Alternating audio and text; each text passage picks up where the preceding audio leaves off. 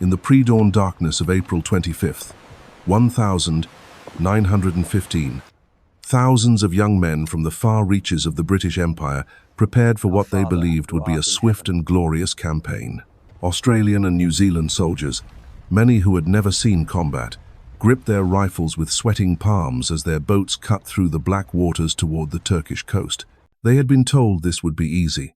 A quick strike against the crumbling Ottoman Empire, a rapid advance to capture Constantinople, and the war would be over by Christmas.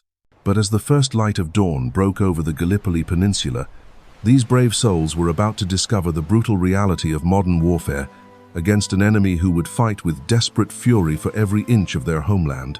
What followed was not victory, but 8 months of unimaginable carnage that would claim 250,000 lives on each side. This is the story of how Allied ambition collided with Ottoman determination in one of the most catastrophic military disasters of the First World War. The beaches would run red with blood, the trenches would overflow with corpses, and from this hellish nightmare would emerge legends that still echo through the corridors of history. By 1915, the Great War had descended into a stalemate of unprecedented brutality. Across the muddy fields of France and Belgium, millions of men faced each other from opposing trenches, their advance measured not in miles but in yards, soaked with blood. The Western Front had become a meat grinder, consuming entire generations while the front lines barely shifted. In London, the War Cabinet desperately searched for a breakthrough, a way to break the deadlock that was bleeding their empire dry. Winston Churchill, the ambitious First Lord of the Admiralty, believed he had found the answer. His eyes turned eastward, toward the narrow straits that connected the Mediterranean to the Black Sea. The Dardanelles, controlled by the Ottoman Empire, held the key to a bold new strategy. If British and French warships could force these waters, they could sail directly to Constantinople, the heart of the Ottoman Empire. The capture of the Turkish capital would not only knock Germany's ally out of the war, but would also open a vital supply route to Russia, Britain's struggling ally in the east. The plan seemed brilliant on paper. The Ottoman Empire was widely regarded as the sick man of Europe, its armies outdated, its defenses crumbling. Surely a modern European fleet could brush aside whatever resistance the Turks might offer. This would be the masterstroke that ended the war, the daring operation that would be remembered as the moment Britain seized victory from the jaws of stalemate. But Churchill and his generals had made a fatal miscalculation. They had underestimated their enemy. The Ottoman Empire may have been weakened by years of conflict, but its soldiers possessed something the Allied planners had failed to account for. They were fighting for their homeland. And leading their defense was a brilliant young officer whose tactical genius would turn the beaches of Gallipoli into a graveyard for Allied ambitions. Lieutenant Colonel Mustafa Kemal had studied the Gallipoli Peninsula during the recent Balkan Wars. Unlike the confident Allied commanders planning their assault from comfortable headquarters, Kemal knew every ridge, every gully, every strategic height that dominated the coastline. He had predicted exactly where the British would attempt their landings, and he had prepared accordingly. As Churchill's naval forces began their preliminary bombardment of the Turkish forts guarding the Dardanelles in February 1915, they met with unexpected resistance. The Turkish shore batteries, supported by German military advisors, fought back with savage effectiveness. Mines sank Allied warships, and the narrow straits became a killing ground where British and French vessels struggled against an enemy that refused to collapse. The naval assault that was supposed to clear the way to Constantinople had failed miserably. But rather than abandon the operation, the Allied leadership doubled down on their commitment. If the fleet could not force the straits alone, then troops would have to land on the Gallipoli Peninsula to silence the guns and clear the minefields. What had begun as a naval operation now became an amphibious assault of staggering complexity. The forces assembled for this invasion represented the flower of the British Empire. From Australia and New Zealand came the Australian and New Zealand Army Corps, the ANZACs, young volunteers who had travelled halfway around the world to fight for king and country. British regulars, battle-hardened veterans of colonial campaigns, would spearhead the main assault at Cape Helles. French colonial troops would support the operation, adding their strength to what commanders believed would be an overwhelming force. 16,000 Australian and New Zealand soldiers prepared for their baptism of fire. Most had never heard a shot fired in anger, but they possessed the confidence of youth and the certainty that their cause was just.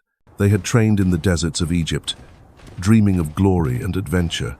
As their transport ships approached the Turkish coast in the darkness before dawn, they whispered prayers and checked their equipment one final time. The plan called for multiple simultaneous landings that would overwhelm Turkish defenses and establish secure beachheads from which to advance inland. The ANZACs were to land at Gaba-Tepe, a relatively gentle stretch of coastline where they could quickly move inland and capture the high ground. British forces would assault the heavily fortified positions at Cape Helles, drawing Turkish reserves away from the ANZAC sector. It was a complex operation that required precise timing, effective communication, and more than a little luck. But as the first boats approached the Turkish shore, everything that could go wrong began to go wrong. Strong currents pushed the ANZAC landing craft north of their intended target. Instead of the gentle beaches they had expected, the Australians and New Zealanders found themselves approaching a coastline dominated by steep cliffs and narrow ravines. The terrain that was supposed to aid their advance had become their first enemy.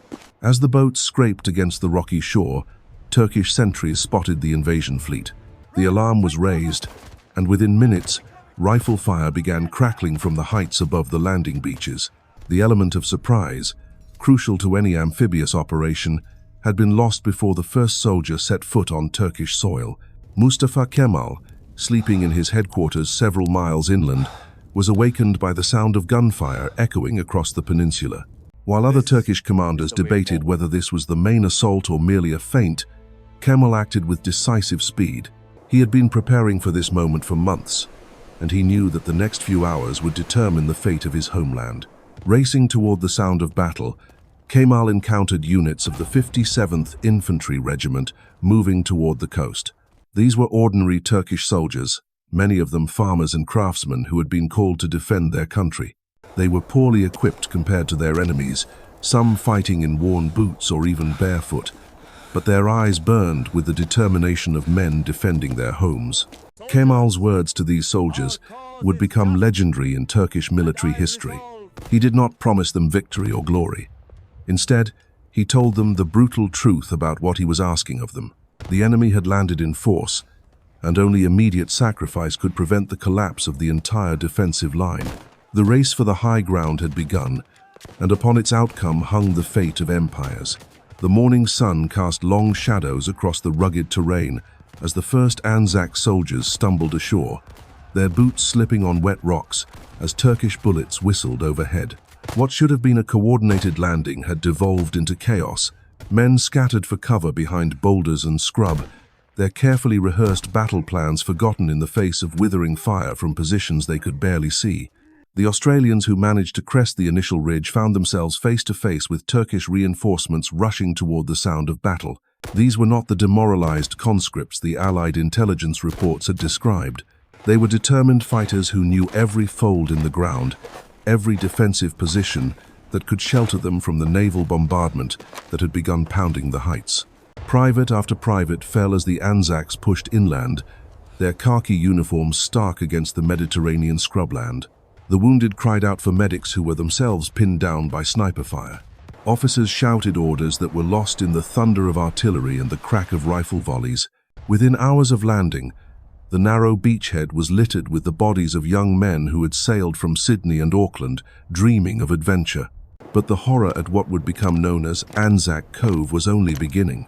As Mustafa Kemal's 57th Regiment moved into position on the heights above, they carried with them not just rifles and ammunition, but the weight of a civilization's survival.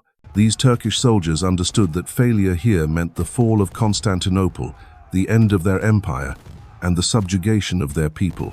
They would not yield ground lightly. The initial Turkish counterattack came with the fury of men fighting for their existence.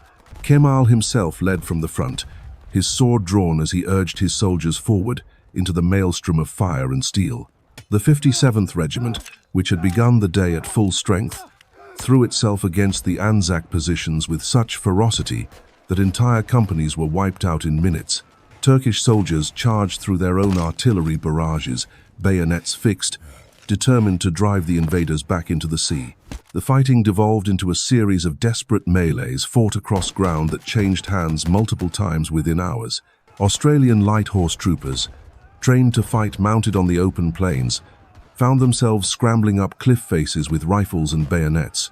New Zealand infantry, their ranks thinning with every advance, pushed toward strategic ridges, only to be met by Turkish defenders who seemed to materialize from the very earth itself. By midday, the carefully planned assault had become a nightmare of improvisation and survival. The ANZAC forces, instead of advancing rapidly inland to capture their objectives, found themselves clinging to a precarious foothold, barely 500 yards deep. Every attempt to expand the beachhead was met by fierce resistance from Turkish positions that commanded the entire landing area. The casualties were staggering. Medical stations established behind the beach became overwhelmed with wounded men, their groans mixing with the continuous roar of battle. Stretcher bearers worked under fire, dragging their comrades to safety, while Turkish snipers picked off anyone who showed themselves above the minimal cover. The pristine waters of the Mediterranean began to turn red as bodies floated in the surf. Meanwhile, at Cape Helles on the southern tip of the peninsula, British forces faced their own catastrophe. The 29th Division, composed of regular army veterans, had been tasked with seizing the heavily fortified positions guarding the entrance to the Dardanelles. These were not the improvised defenses the ANZACs had encountered, but carefully prepared killing grounds where Turkish machine gunners waited behind concrete emplacements and barbed wire obstacles. The landing at V Beach became a slaughter that defied comprehension. British soldiers poured from the converted collier River Clyde directly into the muzzles of Turkish guns that had been pre-positioned to cover every yard of the narrow beach. Men fell in waves, their bodies piling up in the shallow water as subsequent waves of attackers struggled over the corpses of their comrades. Colonel Doughty Wiley, leading the assault with nothing but a walking stick, became one of the few to reach the Turkish trenches alive. His death in the hand-to-hand fighting that followed epitomized the courage and futility that characterized the entire operation. For every yard gained, dozens of lives were lost, and the strategic objectives that had seemed so achievable in the planning stages remained tantalizingly out of reach.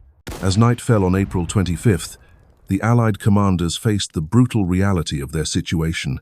Instead of the swift advance that would open the road to Constantinople, they held a series of isolated beachheads under constant fire from commanding Turkish positions. The Ottoman defenders, far from collapsing under the weight of modern European military might, had demonstrated a tactical sophistication and fighting spirit that had caught the invaders completely off guard. Mustafa Kemal, surveying the battlefield from his command post, recognized that the critical moment had arrived. The enemy landings had been contained, but barely. His own forces had suffered enormous casualties in the day's fighting, with entire battalions reduced to company strength. The 57th Regiment, which had borne the brunt of the counterattack, had virtually ceased to exist as a fighting unit, but they had bought precious time for reinforcements to arrive and defensive positions to be strengthened.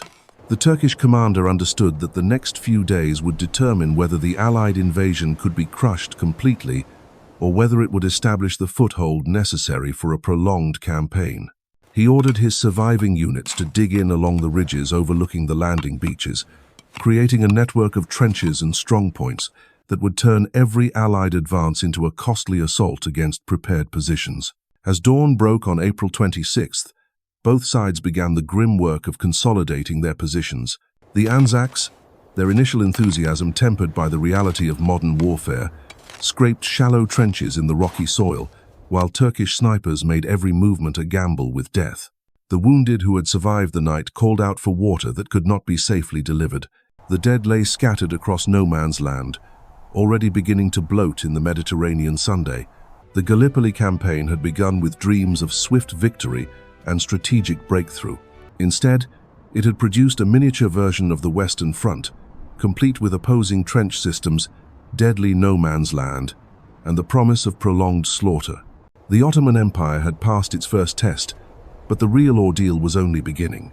The summer heat of 1915 transformed Gallipoli into a living hell that defied human endurance. As temperatures soared above 100 degrees, the narrow confines of the Allied beachheads became death traps where men fought not only Turkish bullets but disease, thirst, and the overwhelming stench of decomposing flesh.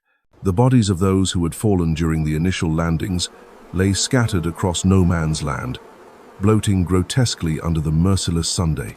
Clouds of black flies, breeding in the countless corpses, swarmed over everything, making eating a torturous ordeal as soldiers tried to consume their meager rations while swatting away insects that had fed on rotting human flesh. In the trenches that now scarred the landscape, men lived like rats in holes barely deep enough to provide cover from Turkish snipers who waited patiently for any target to present itself. Water became more precious than gold, with every drop having to be carried up from the beaches under constant enemy fire. Dysentery ravaged the Allied ranks, turning strong young soldiers into hollow-eyed wraiths who could barely hold their rifles. The latrines overflowed, contaminating the limited water supplies and creating a cycle of disease that claimed more lives than Turkish bullets. Turkish defenders faced their own nightmare of survival. Many fought barefoot, their boots long since worn through by the rocky terrain. Their uniforms, originally field grey or khaki, had faded to the color of dust and were patched with material torn from sandbags and strips of cloth salvaged from enemy dead. Food supplies were irregular at best, with soldiers sometimes going days without a proper meal. When wounded Turkish fighters were evacuated from the front lines, the journey to medical facilities could take 8 to 10 hours over treacherous mountain paths, and many died during the agonizing transport. Yet despite these horrific conditions, the fighting continued with undiminished fury. Every night brought raids as both sides attempted to improve their positions or gather intelligence about enemy strength. Soldiers crept through the darkness, crawling over ground littered with corpses, their faces blackened with mud and blood. The proximity of the opposing trenches, sometimes separated by mere yards, created a psychological pressure that drove men to the edge of madness. Conversations could be heard across no man's land, and occasionally, enemy soldiers would shout insults or challenges to their opponents. The August offensive represented the Allied commanders' final desperate gamble to break the deadlock that had consumed thousands of lives while achieving virtually nothing. Reinforcements poured into the peninsula, swelling the invasion force to 11 divisions.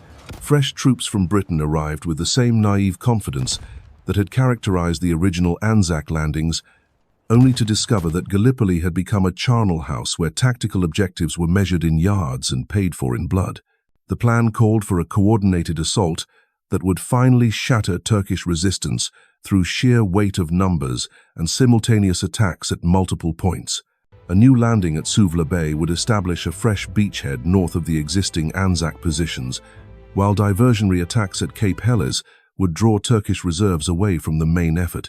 The centerpiece of the operation was an assault on the Suvla Bay Ridge, the commanding heights that overlooked the entire peninsula and held the key to strategic victory. But Mustafa Kemal had spent the intervening months preparing for exactly this eventuality. The Turkish defenses had been strengthened and expanded into a comprehensive network of mutually supporting positions. Machine gun nests commanded every approach route, while artillery observers on the heights could direct devastating fire onto any concentration of attacking troops.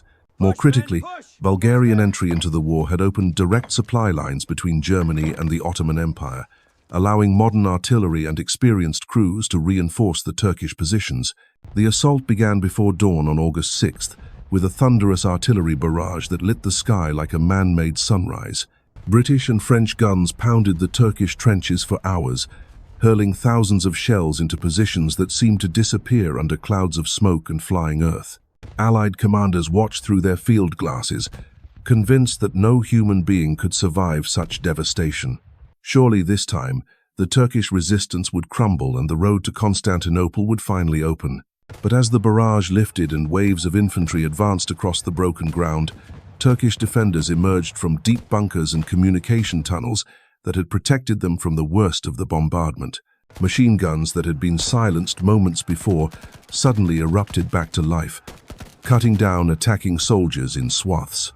The carefully coordinated assault dissolved into the same chaotic nightmare that had characterized every previous attempt to break the Turkish lines. At Lone Pine, Australian forces managed to capture the Turkish frontline trenches after fierce hand-to-hand combat that left hundreds dead on both sides. But the position they had won at such enormous cost proved to be merely an outpost. The main Turkish defensive line lay hundreds of yards further back, completely intact and ready to pour fire into any attempt to advance. The Australians found themselves trapped in captured trenches that had become death traps, unable to advance or retreat while Turkish counterattacks pressed in from all sides. The horror reached its crescendo at a narrow saddle of ground called the Neck, where Australian light horse regiments were ordered to conduct a frontal assault against Turkish positions that commanded perfect fields of fire. The attack was supposed to be preceded by artillery support that would suppress the enemy machine guns, but a timing error left the charging horsemen completely exposed to defensive fire that had not been disrupted. Wave after wave of light horsemen rose from their trenches and charged across the open ground, their swords drawn in a gesture that belonged to another century. Turkish machine gunners, positioned in concrete emplacements, cut them down with methodical precision, bodies piled up in neat rows, as each successive wave met the same fate as those who had gone before. In less than 30 minutes, entire regiments had been destroyed, while gaining not a single yard of ground. The New Zealand assault on Chunuk Bair initially met with greater success. Maori and European troops, fighting side by side, managed to scale the steep ravines and capture portions of the ridge that had been the objective of every Allied attack since April. For a brief moment, it seemed as though the breakthrough had finally been achieved. From the summit, New Zealand officers could see the Dardanelles Straits stretching toward Constantinople, the prize that had cost so many lives. But Mustafa Kemal, arriving at the scene with characteristic speed and decisiveness, immediately recognized the mortal threat that the New Zealand success represented. If the Allies could hold Chunuk Bair, their artillery observers would command the entire peninsula, making every Turkish position untenable. He ordered an immediate counterattack, personally leading his men forward with nothing but bayonets fixed, knowing that conventional tactics would take too long. The fighting for the summit became a melee of unprecedented savagery. Men fought with bayonets, rifle butts, rocks, and bare hands across ground so steep that corpses rolled down the slopes. The New Zealanders, exhausted by their night-long climb and outnumbered by the Turkish reinforcements, fought with desperate courage but could not maintain their grip on the vital heights. As dawn broke, Turkish soldiers had retaken the ridge, leaving it carpeted with the bodies of both armies. The simultaneous landing at Suvla Bay, which was supposed to provide the decisive advantage through fresh troops and a secure base of operations, degenerated into farce through incompetent leadership and missed opportunities. British forces came ashore virtually unopposed, facing only scattered resistance from Turkish outposts. The beaches were secured quickly, and for once, an Allied landing had achieved its immediate tactical objectives without catastrophic casualties. But the British commanders, perhaps traumatized by the disasters they had witnessed elsewhere on the peninsula, failed to exploit their success. Instead of pushing rapidly inland to seize the commanding heights before Turkish reinforcements could arrive, they spent precious hours consolidating their beachhead and organizing supply lines. The delay proved fatal to any chance of strategic success. Turkish reserves, rushed from other sectors of the peninsula, arrived just in time to occupy the hills overlooking Suvla Bay. When the British finally advanced inland, they found the high ground already fortified and defended by troops who had learned bitter lessons from 4 months of combat against Allied forces. What should have been a breakthrough became another bloody stalemate, with British soldiers dying in the same futile frontal assaults that had characterized the entire campaign. As the August offensive ground to a halt in failure and exhaustion, both sides faced the grim reality that the campaign had become a war of attrition that neither could afford to lose. The Ottoman Empire, despite its defensive victories, was bleeding men and resources it could not replace. Entire Turkish divisions had been reduced to skeleton strength, and the constant pressure of defending multiple fronts was straining the empire's military capabilities to the breaking point. The Allied position was equally desperate, despite their numerical superiority and control of the sea. Casualties had mounted to levels that shocked even commanders hardened by the slaughter on the Western Front. Hospital ships carried endless streams of wounded men away from the peninsula, while fresh reinforcements arrived only to be fed into the same killing machine that had consumed their predecessors. Disease continued to ravage both armies, as the summer heat gave way to autumn rains that turned the trenches into muddy swamps. Malaria, dysentery, and typhus spread through the cramped, unsanitary conditions of the front lines. More men were evacuated due to illness than to enemy action, and medical facilities struggled to cope with the dual burden of battle casualties and epidemic disease. The withdrawal from Gallipoli in December 1915 and January 1916 would prove to be the only Allied operation of the entire campaign executed with skill and precision. Under cover of darkness and deception, exhausted soldiers abandoned the trenches they had held at such terrible cost, leaving behind the graves of 250,000 men from both sides. The beaches that had witnessed such carnage fell silent at last, but the echoes of Gallipoli would resonate through history. For the Turks, it was a victory that forged a nation under Mustafa Kemal's leadership. For the ANZACs, it became a defining tragedy that created legends from suffering and transformed distant colonies into proud nations with their own identity, carved from sacrifice on foreign soil.